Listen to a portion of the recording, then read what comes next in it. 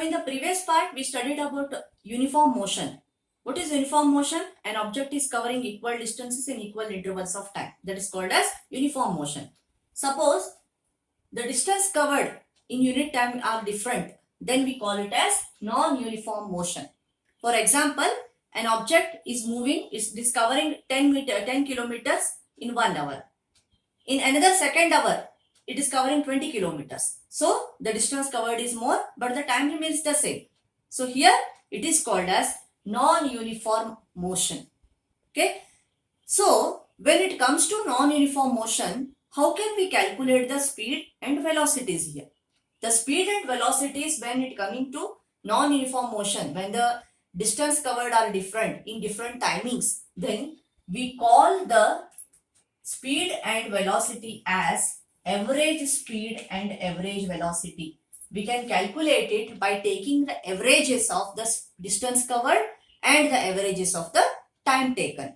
So average speed is nothing but total distance covered by total time taken. We can calculate the average speed. How can we calculate the average velocity now? When it comes to velocity, it is nothing but the displacement in unit time. So displacement will be the starting point and the end point. Okay. So here also average velocity is calculated by the starting velocity, that is initial velocity plus final velocity, the end point, that is the final velocity which is obtained by that object when it is at the last point, that is final velocity divided by average, add them and divided by 2. This gives the average velocity of the object here. This is equal to, if we take u as initial velocity and v as final velocity divided by 2. This gives average velocity of the object. The distance between, children, again, distance between the speed and velocity. Speed is distance covered in unit time. So actual distance traveled, that is speed. Okay. But average velocity or only velocity means displacement in unit time. The shortest, the starting and the end points. What is the difference between them? Okay. That gives the velocity. When you are calculating non-uniform motions, then it will be average speed as total distance by total time and average velocity as average of initial and final velocity here. Okay. This is how we can calculate the speed, velocity, then average velocity and average speed here. So in the next part, I am solving examples related to all these quantities. Thank you. Children, there are two instruments which are used to measure the speed of an object and distance of an object, distance covered. Okay, you must have seen in the automobiles, in your vehicles. Okay, there will be two measurements, circular measurements which are there, like this readings, meters will be there.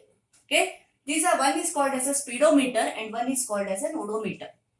Speedometer is an instrument which is used to measure the speed of an object. What is the actual speed of an object? So speedometer used to measure speed of an object.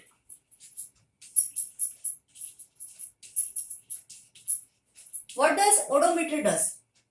Odometer is used to measure how much distance is traveled, total distance traveled, that is calculated by odometer. So it is used to measure the distance traveled.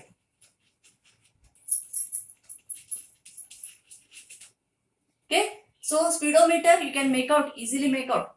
Yes, what is the speed of the object when you are accelerating? The speed varies there. It can be increased, it can be decreased. Okay, 20 kilometers per second, 30 kilometers, 40 kilometers, 120. So the speed you can make out there. Yes, odometer is also present in the cars, in your vehicles, bikes, everywhere. Okay, suppose you are going for a trip. When you hire a vehicle, okay, maybe a four-wheeler. So you will see the reading, odometer reading there first. What is the initial reading there? Yes. Then at the end of the journey, maybe 1 day you are traveling, or you're going for 2 days, or maybe 1 day only. Okay, evening you return back. Morning 6 o'clock you are leaving, evening or in night you return back. Then how do you calculate the amount there? How much is the distance traveled? Depending on that, you are paying the amount to him. Suppose it is 7 rupees per kilometer. Okay, is the amount for the particular trip what you are going. Okay, so how your father calculates there? How that driver calculates? So he will, father will be recording the first reading, or the driver. Then end, the odometer will be showing the last reading there after coming back to home. Okay, starting from home again, coming back to home again. So starting reading, that is initial reading, and the ending reading, they will take the difference of that. That gives you the total distance, how much it is traveled. Okay, so with that, how much kilometer it is covering, multiply by the amount per kilometer.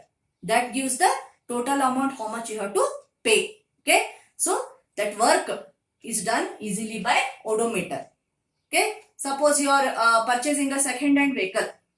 So what is the first question asked by you or your parents, or the person who is taking it? Okay, ಎಷ್ಟು ಹೊಡೆದ್ರಿ ಗಾಡಿ ಅಂತ ಕೇಳ್ತಾರೆ. So that is nothing but how much distance, total distance it has traveled altogether. So that reading will be given by the odometer. Okay, speedometer shows the speed. At every instant it is showing the speed. Odometer, at every instant it gives the distance traveled by that particular object. Now let us solve one example on the displacement and distance traveled here. This is question number 8 in the notes. Okay, a farmer moves along the boundary of a square field of 10 meter in 40 seconds. So the boundary of the square field, the side of the square field is 10 meters. He is traveling along the boundary in 40 seconds. What will be the magnitude of the displacement of the farmer at the end of 2 minutes 20 seconds from his initial position? Now in this, the side of the square field is 10 meters. So he is actually traveling, the total distance traveled will be the complete, what actual distance he is traveling here. Total time taken is 2 minutes 20 seconds. So first you have to convert minutes into seconds. Okay, always you have to convert the units into standard units. So it will be 2 minutes is 120 seconds plus 20 seconds is 140 seconds. Okay, total distance will be 140 divided by 1 round, how much it takes. This is totally, what is the time taken.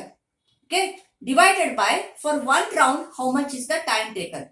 Okay, so what is actually 1 round means it is 10, 10, 10, 10. It will be 40 meters for 1 complete round. He has already covered 2 minutes 20 seconds. So in 2 minutes 20 seconds, what is the total distance traveled by him? How many rounds he has taken? Okay, that we are calculating first. That is equal to total time divided by, for 1 round, how much is the time taken. That is 140 by 40. When you cancel here, 2 2s are, 2 7s are, 7 by 2 is nothing but 3.5 kilometers.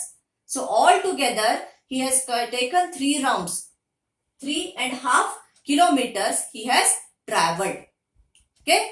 Now, we have to calculate the displacement. Displacement will be from A to C directly. Suppose instead of taking rounds, if you have gone from A to C directly.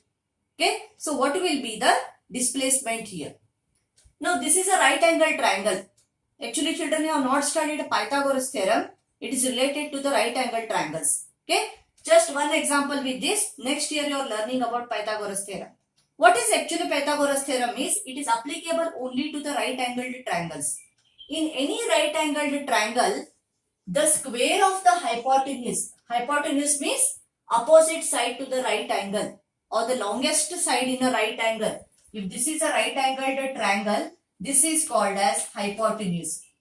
Opposite side to the 90 degree, that is called as hypotenuse. Square of the hypotenuse is equal to sum of the squares of the other 2 sides. That is called as Pythagoras theorem. Okay. In a right angle triangle ABC, AC is the hypotenuse here. So AC square is equal to Sum of squares of other two sides. Which are the other two sides here? AB and BC. So AC square equal to AB square plus BC square. How much is AB here? 10. This is 10 meters. So 10 square. Then BC is also 10. It's a square. So 10 square. 10 square is 100 plus 100. That is 200 meters.